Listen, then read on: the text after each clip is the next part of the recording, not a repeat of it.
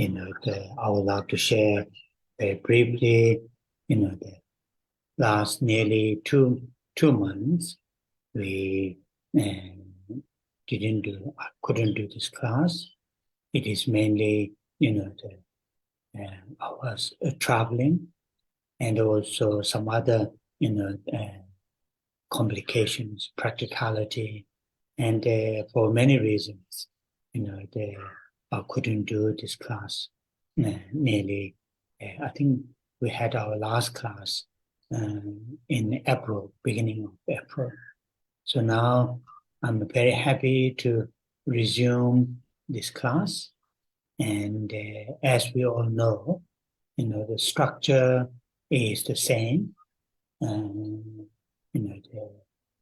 First, to setting our motivation, intention, and then, a short, I would like to start with, after that, short recitation with the refuge, bodhicitta, and short mantra recitation. And then I will, start to talk on the subject. And then we'll conclude the session with a short dedication.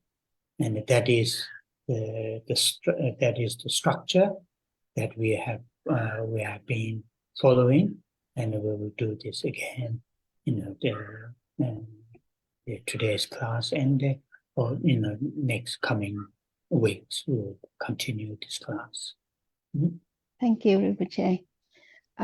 Như vậy thì thầy cũng nói là trong 2 tháng vừa qua thì thầy đã phải đi travel, trong 2 tháng vừa qua thì thầy đã phải đi nhiều cái nơi khác nhau, cho nên là thầy không thể tiếp tục cái lớp học được. Và cái lớp học cuối cùng mà chúng ta đã kết thúc là vào khoảng đầu tháng 4, cho nên là đến bây giờ thì thầy rất là vui thầy được quay trở lại để mà dạy lớp mình tiếp tục cái lớp này. Vậy thì cái thứ tự để mà chúng ta sẽ bắt đầu học ở lớp này thì nó sẽ cũng theo cái thứ tự mà trước đây chúng ta đã từng học, là trước hết là vào đầu buổi thì chúng ta sẽ phát khởi một cái động cơ để mà học Pháp và nghe Pháp rất là đúng đắn. Và tiếp theo là chúng ta sẽ trì tụng về cái lời quy y và phát tâm Bồ đề, và chúng ta sẽ trì tụng minh chú. Rồi sau đó thì thầy sẽ đi vào giảng về cái chủ đề. Và sau khi mà trước khi kết thúc lớp học thì chúng ta sẽ cùng với thầy chúng ta hồi hướng. Thì đó là cái thứ tự mà lớp chúng ta sẽ đi theo trong cái lớp học này. Yes. And just to remind ourselves, and I'm sure many of you not just know this, but also put into practice, that is, all the time, and to having a right states of mind, and wholesome, virtuous states of mind as a motivation, as an actual, thought, which is very, very crucial. And so therefore, our class starting with the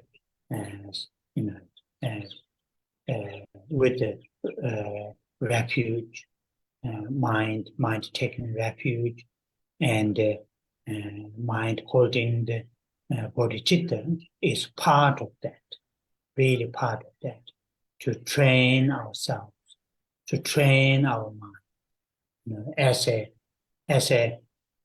a human beings, having a positive mind is very, very crucial. And as a follower of the teachings of the Buddha, and then having mind taking refuge in 3 jewels, that mind should be there all the time.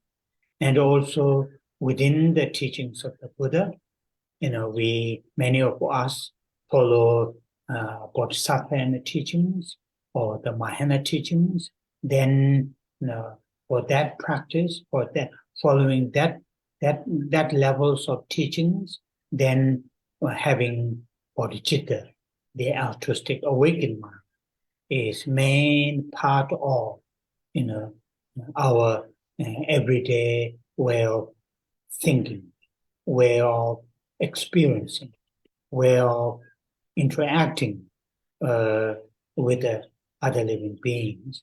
That is very crucial. Therefore, all the time at the beginning, we spend some 15 to 20 minutes to make sure to have the right motivation. And our reading topic is the historical Buddha's the first teaching, that is the Four Noble Truths. And we have started this, and I will continue this. And then at the end of the class, have a short dedication. And that is also very crucial, that whatever virtue, wholesome that we do during the day, whether it's big or small, it is always, have the mindset, have the habit, the virtue, the result of those virtue activities, results of those wholesome activities, try to dedicate not just one's own well-being. Of course, one's own well-being is important, but also dedicate for the well-beings of all living beings. And that is part of the last part of the class. So in other words, in our class, the structure of the class, setting the right motivation, the actual class, and at the end, the dedication is like from my side, it's like trying to mirror how we live our life, day by day, week by week, month by month. How should we live our life? So that is about an hour and a half altogether, the class that we have. Yes, thank you. Vậy thì chúng ta đây là tôi muốn nhắc lại để cho chúng ta nhớ lại những cái thứ lớp mà chúng ta đã học ở trong lớp trước đây. Thì chúng ta khi mà cái việc mà trước khi chúng ta bắt đầu một cái lớp học thì chúng ta cần phải đặt cái tâm của mình vào cái việc là chúng ta sẽ luôn luôn trong mọi thời điểm ở trong cuộc đời của mình, ở trong mọi thời gian, chúng ta đều đưa cái việc thực hành cái việc là đặt cái tâm của mình ở một cái trạng thái luôn là cái tâm tích cực, luôn là một cái tâm thiện lành. Thì chúng ta cần phải luôn luôn nhớ đặt cái trạng thái tâm của mình luôn được ở trong cái trạng thái đó, tức là trạng thái thiện lành và trạng thái tích cực. Và ở đây đó là một cái động cơ rất là quan trọng, là một cái động cơ cốt yếu khi mà chúng ta bắt đầu một lớp học Pháp, bằng cái việc là chúng ta hướng tâm của mình tới việc quy y Tam Bảo, tới việc phát khởi Bồ Đề tâm. Thì đó là một cái phần quan trọng của cái việc là chúng ta đưa tâm mình vào trong cái sự tu tập, vào trong cái sự luyện tâm, để mà chúng ta làm sao mà chúng ta luôn luôn phải suy nghĩ rằng chúng ta đang được sống trong cái kiếp sống, cái đời sống của loài người, thì chúng ta cần phải để cho cái tâm của mình lúc nào nó cũng phải ở trong cái trạng thái tích cực và thiện lành. Và cái điều đó là một cái điều rất là quan trọng.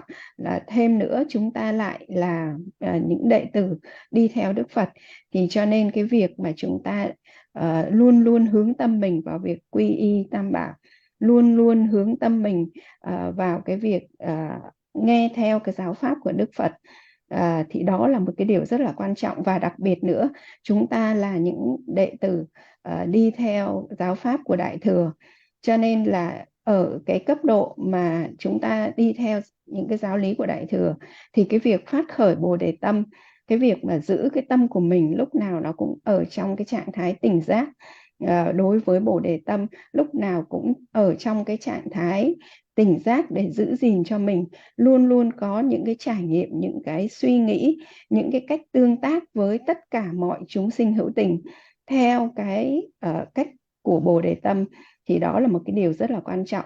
Vì vậy cho nên là ở trong những cái lớp học như thế này thì chúng ta sẽ dành ra 15 cho đến 20 phút của cái đầu buổi học để chúng ta phát khởi cái động cơ đúng đắn của mình.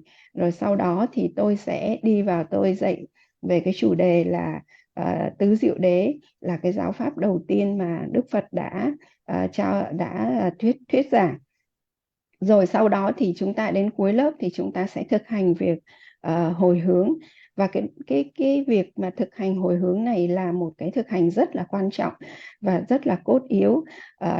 Chúng ta cần phải đưa cái thực hành hồi hướng này trở thành một cái thói quen, một cái thực hành quen thuộc của chúng ta, là cứ đến cuối ngày thì chúng ta sẽ gom góp tất cả những cái thiện hạnh mà chúng ta đã đạt được để chúng ta hồi hướng đến cái lợi ích cho tất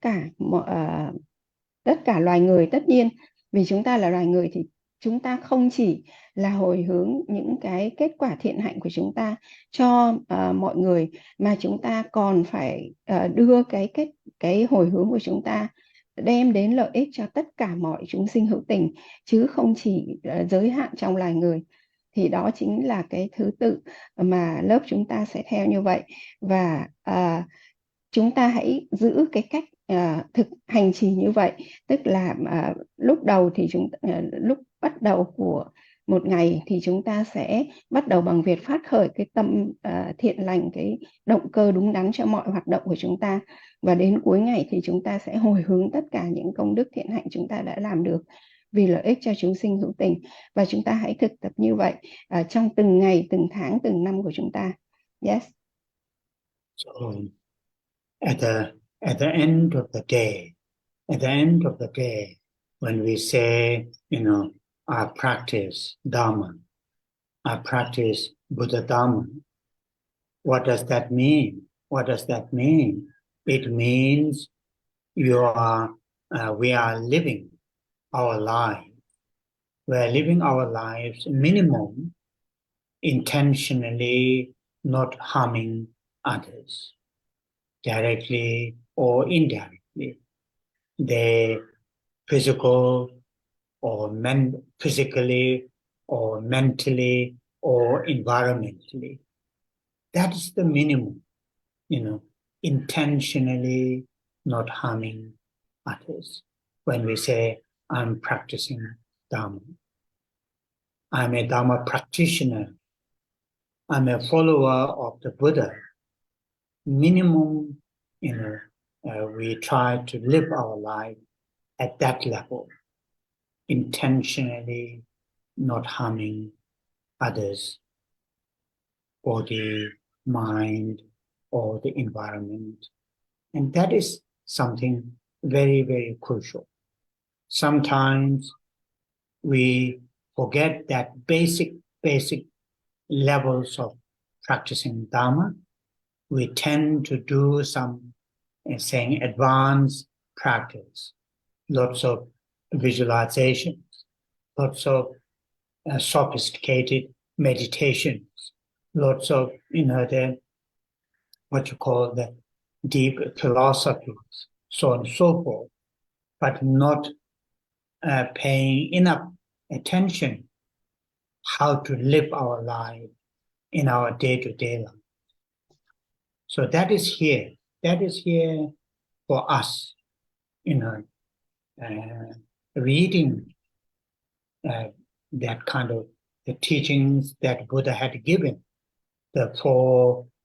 his first teaching, the Four Noble Truths, really help us how to live our life in our day-to-day life, everyday life, real life, not ideal, not some kind of visualize, but real.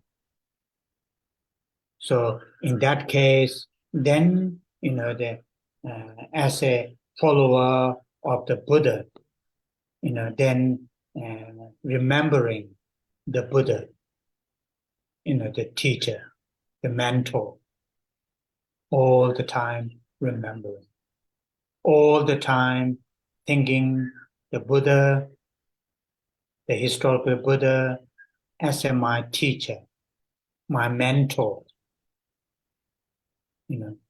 all the time remembering his teachings, either, my, what you call the guidance. His teachings are my teachings, his teachings that he had given are something that I should put into practice, to experience. And his Sangha members, whether they are, the ordained or not ordained, his Sangha members are my spiritual friends, to whom I can look up, to whom see as my role model, that I can, get inspiration. So that is here important when we say that, I'm a Buddhist, I'm a follower of the teachings of the Buddha. So every morning, during the day, before going to bed, to remember that Buddha, Dharma, and Sangha are my refuge. That mind should be here all the time, very, what you call consciously or subconsciously, be there all the time as a follower of the teachings of the Buddha.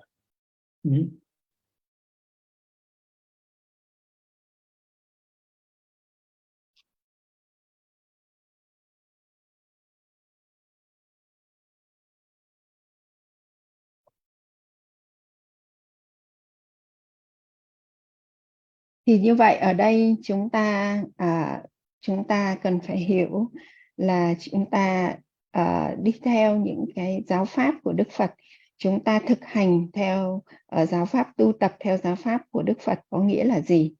Thì cái điều này nó có nghĩa là chúng ta sống một đời sống chúng ta sống một đời sống hàng ngày của mình, và chúng ta sẽ luôn luôn khắc ghi ở trong tâm mình một cái điều tối thiểu là chúng ta không bao giờ làm bất kỳ một hành động nào mà gây tổn hại đến những chúng sinh khác. Và tổn hại ở đây thì nó sẽ bao gồm là tổn hại về mặt thân, về mặt thân vật lý, hoặc là tổn hại về mặt suy nghĩ, ý định, hoặc là tổn hại đến cái môi trường sống của những cái chúng sinh khác. Thì ở đây chúng ta là những hành giả thực hành pháp, là những đệ tử của Đức Phật, thì cái việc mà chúng ta sống một đời sống mà chúng ta luôn luôn giữ cho mình không bao giờ gây tổn hại đến những cái chúng sinh khác, thì đó là một cái điều tối thiểu, là một cái thực hành tối thiểu và cực kỳ quan trọng, cốt yếu mà chúng ta luôn luôn phải khắc ghi ở trong tâm mình. Chúng ta không bao giờ để cho mình quên đi mất cái điều đó, bởi vì đây chính là cái cấp độ nền tảng căn bản nhất của một vị đệ tử đi theo Đức Phật. Nhưng mà đôi khi trong đời sống của chúng ta, trong cái việc thực hành giáo pháp của chúng ta, thì có những lúc là chúng ta quên mất cái điều này, mà chúng ta cứ hướng tới những cái thực hành mà chúng ta cho rằng là nó cao xa hơn, nó cao cấp hơn. Ví dụ như chúng ta thực hành những cái pháp tu quán tưởng, hay thực hành những cái pháp tu thuộc về mật, chúng ta cho rằng là nó là những cái pháp tu cao, là những cái pháp tu rất là quan trọng. Nhưng mà thực ra thì chúng ta lại để cho mình quên mất cái nền tảng của cái việc là chúng ta phải sống một đời sống tối thiểu là mình không gây tổn hại đến các chúng sinh khác. Cho nên ở đây khi mà chúng ta học về tứ diệu đế thì đó chính là cái giáo pháp mà chúng ta phải áp dụng vào trong cái đời sống hàng ngày của mình. Mình phải sống như thế nào?